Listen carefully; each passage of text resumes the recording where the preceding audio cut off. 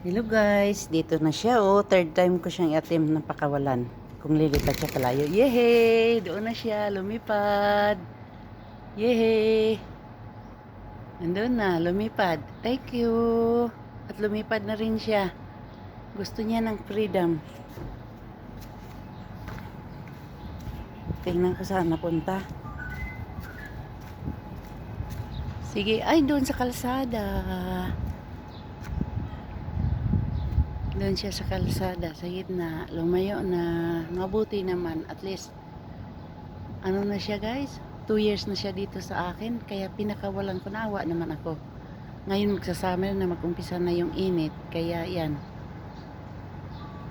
pang 3 attempt ko na yan siya kanya na pinakawalan ko, kasi ayaw lumipad ng una, dalawa sila, pangalawa, ngayon lumipad na rin.